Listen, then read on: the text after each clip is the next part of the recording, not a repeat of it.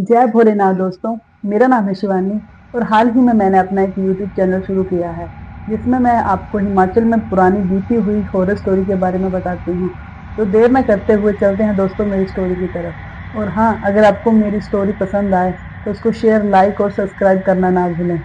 आप मेरी स्टोरी पे व्यूज़ तो ला रहे हो 5 या 10, पर सब्सक्राइब करना भूल जाते हो।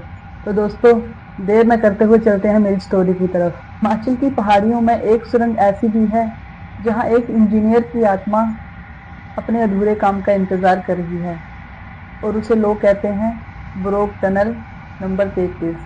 तो चलिए दोस्तों वक्त न ज़ाया करते हुए चलते हैं मेरी आज की स्टोरी की तरफ। तो चलिए दोस्तों चलते हैं मेरी आज की स्टोरी की तरफ। 1903 में ब्रिटिश सरकार ने कैप्टन ब्रोक को एक टनल बनाने का जिम्मा दिया था जो कि शिमला में उपस्थित थी। कैप्टन ब्रोक ने दोनों तरफ से खुदाई करना शुरू करवा दी ताकि दोनों सिरों को एक साथ जोड़ा जा सके। लेकिन जब उन सिरों को जोड़ने की बारी आई तो दोनों सिरे आपस में मिले ही नहीं। 12 फीट एक दूसरे से दूर थे। तो जब ब्रिटिश सरकार को इस बात का पता चला तो उन्होंने कैप्टन ब्रोक का बहुत मजाक उड़ाया। ब्रिटिश सरकार ने कहा, ये तुम्हारी तरह ही अधूरी है जैसे तुम्हारा दिमाग। इस बात से कैप्टन ब्रोक को बहुत ही परेशानी का सामना करना पड़ा। उसे अपने अंदर ही अंदर टेंशन खाई जा रही थी। आपको पता ही है, अगर मतलब कोई ऐसा बोले कि आपका काम पूरा ही नहीं हुआ है और ऊपर से उसका मजाक उड़ाए तो उसको कितनी टेंशन हो सकती है।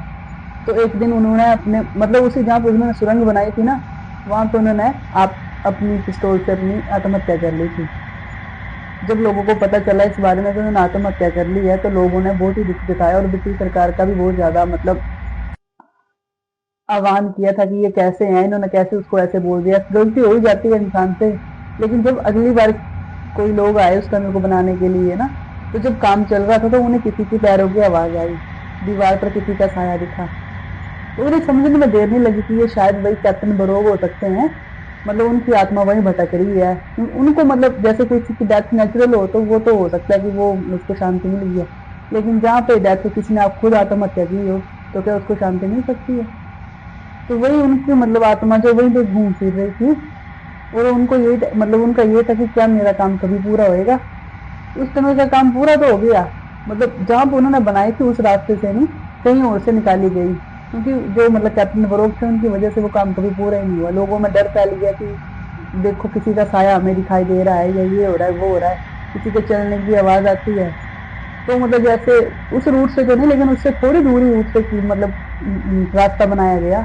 लेकिन जैसे आज आज भी जैसे ड्राइवर लोग, ट्रेन के ड्राइवर जो होते हैं वो जाते हैं तो उनको किसी की आवाज आती है, किसी के कदमों की आवाज आती है, किसी को साया दिखाई देता है। और जैसे लोग वहां पे कई लोग होते हैं ना, वहां पे फोटो लेने जाते हैं कि सुरंग है। मतलब अब तो नहीं, अब तो हर जगह सुरंगें हो ही गई हैं। लेकिन पहले कुछ कुछ सुरंगें हुआ करती थी। तो जैसे कुछ लोग जाते थे वहां पे सुरंग के लिए, घूमने फिरने के लिए। तो जैसे रात को ऐसे गेड़ी मारने चले गए तो उनको भी जैसे दीवार के ऊपर लिखा हुआ मिलता था कि क्या कभी मेरा काम पूरा होगा। और उनको भी किसी के कदमों की आवाज आती थी और हमेशा ट्रेन की आवाज सुनाई देती थी। क्या आप भी उस लोकेशन पर जाना चाहोगे? क्या आपको भी उस डर का माहौल फील करना है? तो मिलते हैं दोस्तों मेरी नेक्स्ट वीडियो में। जय भोलेनाथ।